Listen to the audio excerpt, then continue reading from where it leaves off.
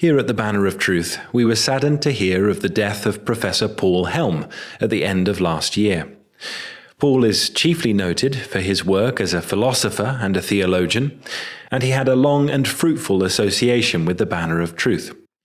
Dr. Daniel J. Hill, who teaches at the University of Liverpool, where Paul once worked, has written an obituary for him. We're grateful to Dr. Hill for reading it today on the podcast. Paul Helm, 1940 to 2025, read by Daniel J. Hill. Paul Helm, who died on the 29th of December 2025 at his home in Gloucestershire, was familiar to many readers of this magazine, having contributed nearly 50 articles on a broad range of theological and historical subjects over the course of half a century, from 1966 to 2018. His books, Calvin and the Calvinists, The Callings, The Beginnings, and The Last Things, have long been staples of the Banner backlist and remain in print. Paul was born in Blackpool in 1940, where his parents attended the Baptist Tabernacle. He remained of a conservative Calvinistic outlook for the rest of his life. He once joked that the volume How Helm Has Changed His Mind would be a slim one. The Tabernacle in Blackpool was significant for another reason. At its services, Paul got to know Judith. They were married in 1962. After studying philosophy, politics and economics at Worcester College, Oxford, Paul was offered a job at the University of Liverpool. He remained in the Department of Philosophy for nearly 30 years until 1993.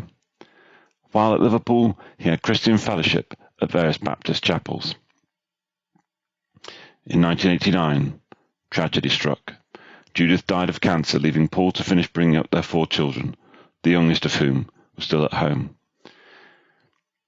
In 1993, Paul became Professor of the History and Philosophy of the Christian Religion at King's College London, and in 1994 he married Angela, with whom he had a daughter. In the year 2000, Paul took early retirement from King's, but the next year moved to Vancouver, Canada, where he became the inaugural J.I. Packer Professor of Philosophical Theology. Paul retired for a second time in 2005, but was lured back out of retirement again, this time by the Highland Theological College. Academically, Paul was at ease in 3 spheres. He was by instinct and mental constitution a philosopher, and his logical acumen and ability to make sharp distinctions were well respected on the seminar floor. But he also wrote much on various aspects of systematic theology, particularly the doctrine of providence, and on historical theology, especially Calvin and the Reformed scholastics. He was an inspiration to his doctoral students, who found in him a personal example, as well as a source of academic knowledge. Paul's output was prodigious. He wrote 16 books and edited a further 9, not to mention hundreds of articles, chapters and reviews.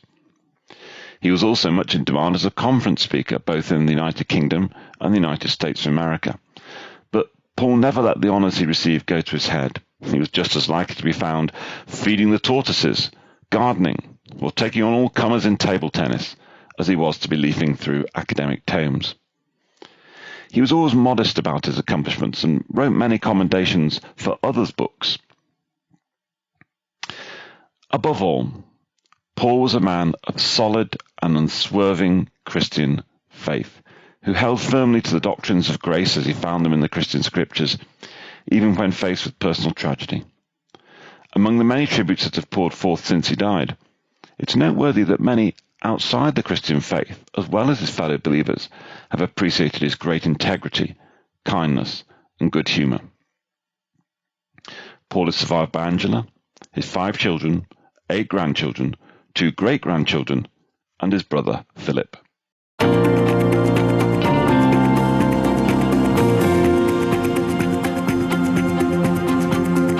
Thank you for listening to the Banner of Truth magazine podcast. To subscribe to the magazine in print or digital formats, or both, see the show notes or visit banneroftruth.org.